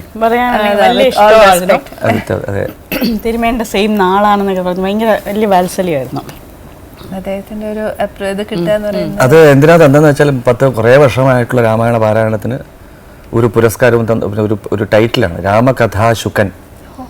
എന്താ വെച്ചാൽ തത്തയെ കൊണ്ടാണല്ലോ കഥ പറയുന്നത്, രാമകഥ. അപ്പം ഒരു വളരെ അന്വർത്ഥമായ ഒരു ടൈറ്റിൽ, അത് വലിയൊരു പുരസ്കാരമായിട്ട് ഞാൻ ഇപ്പോഴും കൊണ്ടു കിടക്കുന്നു എൻ്റെ മനസ്സിൽ, ഒരു വലിയൊരു അംഗീകാരമായിട്ട്. കാരണം അദ്ദേഹത്തെ പോലുള്ളൊരു വ്യക്തി തരുമ്പോൾ തീർച്ചയായിട്ടും അന്വർത്ഥമായ ഒരു പേരും ഒരു ടൈറ്റിലൊക്കെ തരുമ്പോൾ നമുക്കത് ശരിയാണ്. ചേട്ടൻ നേരത്തെ പറഞ്ഞില്ലേ ചേട്ടൻ്റെ ഒരുപാട് കളക്ഷൻസ് ഉണ്ടെന്ന് സോങ്സിന്, അതായത് ഈ നാടൻ പാട്ടുകൾ. അച്ഛനെ പണ്ട് അക്കാഡമി സെക്രട്ടറി ആയിരുന്നു, പണ്ട് ഒരു 10 വർഷം കേരള സ്റ്റേറ്റ് അക്കാഡമി. അപ്പോൾ അതിൻ്റെ ഭാഗമായിട്ട് അച്ഛൻ കുറേ ഇങ്ങനെ ഒറിജിനൽ സോങ്സ് കളക്ട് ചെയ്ത് വെച്ചിരുന്നു, വളരെ പണ്ട്. അന്നൊക്കെ ഓരോ സമുദായത്തിലും അവർക്കൊക്കെ പാട്ടുകളുണ്ടായിരുന്നു. ഇന്നത് അവൈലബിൾ അല്ല, എല്ലാം പോയി. അവരൊക്കെ MBA പഠിച്ച് ഡോക്ടറുമായി എല്ലാം പോയപ്പോഴത്തേക്കും ആ കല നശിച്ചു, അവരുടെ തൊഴിലും പോയി. അപ്പോൾ നമ്മൾ കൊട്ട നെയ്യുന്നവർ, കൃഷിയുമായിട്ട് ബന്ധപ്പെട്ട എല്ലാ തൊഴിലിലും അവർക്കെല്ലാം പാട്ടുകളുണ്ടായിരുന്നു. അതെ, അതിന്റെ പാരമ്പര്യം ഇപ്പൊ ഇല്ല. ചേട്ടൻ പറഞ്ഞ കറക്റ്റ് ആണ്. ചേട്ടാ ഒരു നാടൻ പാട്ട്, അതായത് കുറെ നാളായി നമ്മൾ ഇതൊക്കെ കേട്ടിട്ടില്ലേ, എനിക്കൊരു 2 വരി പാടിത്തരും. നാടൻ പാട്ടൊന്നും ഇപ്പൊ എന്റെ കയ്യിലുള്ളത് മുഴുവൻ അച്ഛൻ എഴുതിയ സാധനങ്ങൾ മതി, അത് തന്നെ ധാരാളം. കടുക്കെ മുടുക്കെ കാവരുത്ത് മക്കൾക്ക് കണ്ണ് മൊയ്ത്ത് എന്നിട്ടും പറവയാകാനേനു പറ്റിയില്ലാലോ, ഏനു പറ്റിയില്ലാലോ. ആണിനോ പെണ്ണിനോ മനതലിവില്ലാണ്ട് ആണോ ഞാൻ പെണ്ണോ ഞാൻ തിരിവ് തെരിയാ മൃഗമോ, ആണോ ഞാൻ പെണ്ണോ ഞാൻ തിരിവ് തെരിയാ മൃഗമോ. മലയോളം ചക്കര കൊണ്ടു കനവു പൊലിച്ചേ ചങ്കിലൊരു പങ്കിളി വന്ന് കിളികിളം വച്ചേ അടിയാത്തി പണിച്ച് പെണ്ണുണ്ട് മൊട്ടത്തി പെണ്ണ് ഒരുങ്കത്തോരുങ്കത്തില് വട്ടം കളിച്ചേ. അച്ഛന്റെ ഒരു സ്വാധീനം എന്തോരം ചേട്ടനില്ല. അച്ഛനാണ് ആദ്യമേ. ഞാനിപ്പോൾ വളരെ കാഷ്വലായിട്ട് തന്നെ പാടാൻ പൊയ്ക്കൊണ്ടിരുന്ന ആകാശവാണിയിലൊക്കെ പൊയ്ക്കൊണ്ടിരുന്ന കാലഘട്ടത്തിൽ ഒരു വ്യക്തിത്വം ഉണ്ടാവണമെന്ന് ഇപ്പോൾ എന്തെങ്കിലും ഒരു 4 വരി കിട്ടിയാൽ സ്വന്തമായിട്ട് പാടി ഒരു ശ്ലോകം ഇപ്പം വിരുത്തമൊക്കെ പാടുമ്പോൾ അതിനൊരു വ്യക്തിത്വം ഉണ്ടാകണമെന്ന് പണ്ടേ പറയാറുണ്ട്. ഇൻഡിവിജ്വാലിറ്റി വേണം. ശരി, മറ്റുള്ള ഒരു പാട്ടുകാരനെ പോലെ പാടരുത്, സ്വന്തമായിട്ടൊരു ഇത് വേണം എന്ന് പറയും. ഞാൻ കൊച്ചിലേക്ക് കിട്ടിയ എക്സ്പീരിയൻസുമായിട്ട് അതിനെ കണക്ട് ചെയ്യും. ദക്ഷിണാമൂർത്തി സ്വാമി കണ്ടിട്ടുള്ള ആ എക്സ്പീരിയൻസും ഇതിനുമായിട്ട് കണക്ട് ചെയ്യുമ്പോൾ നമ്മുടെ മനസ്സിൽ അറിയാതെ കിടക്കുന്നൊരു സംഭവമാണ്. നമുക്കൊരു ഇൻഡിവിജ്വാലിറ്റി വേണമെന്നും ഒരു ക്രിയേറ്റിവിറ്റി മനസ്സിലുണ്ടാവണമെന്നും വേറൊന്നിനെ കോപ്പി അടിക്കരുതെന്നും ഒരു സെൽഫ് സിഗ്നേച്ചർ. ചെന്നൈ ഏത് കോളേജിലാണ് പഠിച്ചത്? ഇവിടെ മഹാത്മാഗാന്ധി കോളേജിലാണ്. MG college. അതെ, പ്രീ ഡിഗ്രി 2nd ഇയർ തൊട്ട് MCOM മുഴുവൻ. ഫസ്റ്റ് ഇയർ ഞാൻ ആലപ്പുഴ SD കോളേജിൽ. ആ സമയത്ത് ഞങ്ങൾ തിരുവനന്തപുരത്തേക്ക് മാറുന്ന ഒരു സമയം. അപ്പോൾ ഒരു വർഷം അവിടെ പഠിച്ചു. ഓക്കെ. അപ്പൊ ഈ കോളേജിലൊക്കെ കയറുമ്പോഴൊക്കെ ഈ എന്നാ പറയുന്നത് ലൈവ് മ്യൂസിക്സ് അങ്ങനെയൊക്കെ എല്ലാത്തിലും സ്കൂളിൽ പഠിക്കുന്ന കാലത്ത് വളരെ രസമായിരുന്നു. കാരണം ടീച്ചേഴ്സ് എല്ലാം ഇങ്ങനെ ക്ലാസ്സിൽ വന്നിരിക്കുമ്പോഴത്തേക്കും പാടാൻ ഇടയ്ക്കിടയ്ക്ക് പറയും. അപ്പം പാട്ട് ഇഷ്ടമല്ലാത്ത ആരാ ഉള്ളത്? അപ്പം അവർ കൊച്ചിലെ എന്നെ കൊണ്ട് പാടിക്കും. എനിക്കാണെങ്കിൽ ഒന്നും കാണാതറിയില്ല. നമ്മളെന്നും ഒരു 2-3 പാട്ടിൽ ഇങ്ങനെ തപ്പി പഠിച്ച്. ഞാൻ സത്യം ചോദിക്കട്ടെ, ഇന്ന് ക്ലാസ്സിൽ ഏതെങ്കിലും വിഷയം പഠിക്കാതെ പോയിട്ട് എഡിറ്റ് ചെയ്ത് ടീച്ചറെ ഞാൻ ഇന്ന് പാടണോ എന്ന് ചോദിച്ചിട്ടുണ്ടോ? സത്യം പറഞ്ഞാൽ എനിക്ക് വഴക്ക് കിട്ടാത്ത ഈ ഒറ്റ കുട്ടിയായതുകൊണ്ട് പഠിക്കാൻ വളരെ മോശമായിരുന്നു. അപ്പൊ ഞാൻ ചോദിച്ചാൽ എന്തോ ഉണ്ട്, ഇന്ന് എഡിറ്റ് ചെയ്തിട്ട് ഞാൻ ഇന്നൊരു പാട്ട് പാടട്ടെ. ഞാൻ ഞങ്ങളുടെ ആലപ്പുഴയിലെ പറ്റിയ ഒരു പാപ്പാസ്വാമി എന്ന് പറഞ്ഞിട്ടൊരു വലിയ സംഗീതത്തെ പ്രൊമോട്ട് ചെയ്യുന്ന ഒരാൾ. അദ്ദേഹമായിരുന്നു SD കോളേജിന്റെ ചീഫ് പേട്രൺ. അദ്ദേഹം ഉള്ളതുകൊണ്ടാണ് ഞാൻ ഈ SSLC പാസ്സായിട്ട് എനിക്ക് പ്രീ ഡിഗ്രി അഡ്മിഷൻ കിട്ടിയത്. ഞാൻ വീട്ടിൽ പോയി ശങ്കരാഭരണ രാവൊക്കെ പാടി കഴിഞ്ഞിട്ട കാര്യം പറയുന്നത്. അഡ്മിഷൻ എന്താ റെഡി ഓക്കെ റെഡി മിനിമം പാസ്സാ പറയാൻ കൂടും വെളിയിൽ.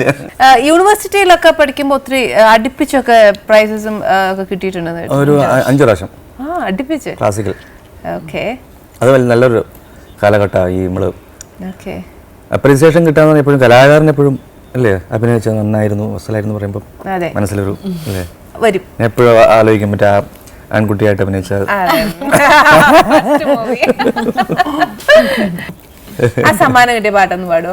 അയ്യോ, അത് 5 വർഷം 5 പാട്ടായിരിക്കും പാടിയേ. മീൻ കഴിച്ചുകൊണ്ട് പാടാൻ പറ്റില്ല ലളിതാണ്. എന്നാ പിന്നെ ഞാൻ എനിക്കൊന്ന് കേട്ടേ പറ്റുള്ളൂ. എന്നാ പിന്നെ ഒരു എന്നാ പറയുന്നത് ഘനശ്യാമ സന്ധ്യ. ഘനശ്യാമ സന്ധ്യ ഹൃദയം നിറയേ മുഴങ്ങി മഴവില്ലിൻ മാണിക്യവീണ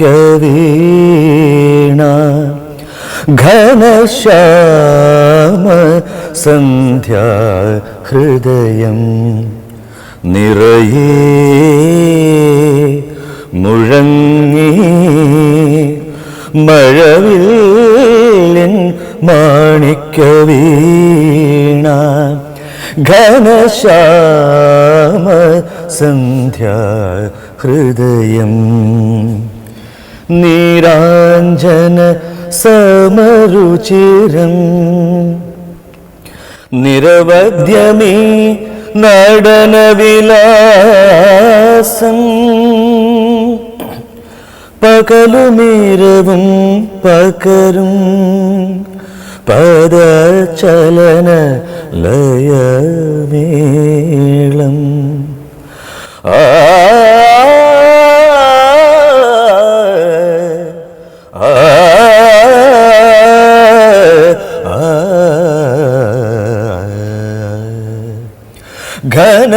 ഘനശ്യാമ സന്ധ്യ ഹൃദയം നിറയേ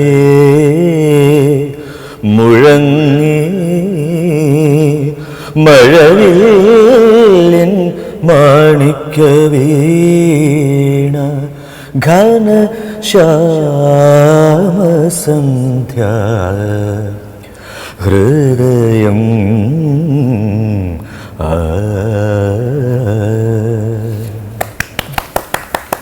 കയച്ചു പോവും.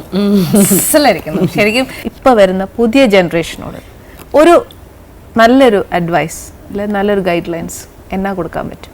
ഞാൻ പറഞ്ഞ എന്തും പാടിക്കോട്ടെ, പക്ഷേ ബേസിക് ആയിട്ട് സാധനമുണ്ട് ക്ലാസിക്കൽ. ഇപ്പൊ ഇവരൊക്കെ കമ്പോസ് ജയചന്ദ്രൻ കമ്പോസ് ചെയ്യുന്നത്, എം ജയചന്ദ്രൻ കമ്പോസ് ചെയ്യുന്നത്, ദാസേട്ടൻ പാടുന്നത്, എങ്ങനെ പാടുന്നു എന്നുള്ളൊരു അന്വേഷണം നമുക്ക് വേണ്ടേ? തീർച്ചയായിട്ടും. ജയചന്ദ്രന്റെ അസല കച്ചേരിയാണ്, ദാസേട്ടൻ അസലായിട്ട് കച്ചേരി ചെയ്യും തീർച്ചയായിട്ടും ഇല്ലേ? അതുപോലെ ശങ്കർ മഹാദേവൻ അസല കച്ചേരി ചെയ്യും, ഹരിഹരൻ സാറ് ഇവർ അസലായിട്ട് ഗസൽ 8 മണിക്കൂറാണ് ഹരിഹരൻ സാറിന്റെ ഗസൽ കൺസേർട്ട് എന്ന് പറയുന്നത് മിനിമം. ദുബായിലൊക്കെ പോയാലോ ഇവരൊക്കെ റൂട്ട്സിൽ നിൽക്കുന്നവരാണ്. ആ ക്ലാസിക്കൽനെസ് ഹിന്ദുസ്ഥാനി ആയാലും ശരി കർണാടിക് ആയാലും ഒരു ക്ലാസിക്കൽ അത് ഒരു വഴിക്കൂടെ ഇങ്ങനെ കൊണ്ടുപോയിക്കൊണ്ടിരിക്കുക. സിനിമാ പാട്ടോ എന്ത് വേണോ പാടിക്കോ, ഇതില്ലെങ്കിൽ നമ്മൾ കുറച്ച് കഴിഞ്ഞാൽ നമ്മുടെ ശബ്ദത്തിനൊക്കെ വിവരം അറിയും. ഇത്രയും നേരം ഞങ്ങളോട് സംസാരിച്ച് ഒരുപാട് വിശേഷങ്ങൾ പറഞ്ഞതിന് താങ്ക്സ്. വളരെ വളരെ താങ്ക്സ്. അടുത്ത എപ്പിസോഡിൽ പുതിയ അതിഥികളുമായി പുതിയ വിശേഷങ്ങളുമായി പുതിയ രുചികളുമായി വീണ്ടും കാണാം. Till then, goodbye.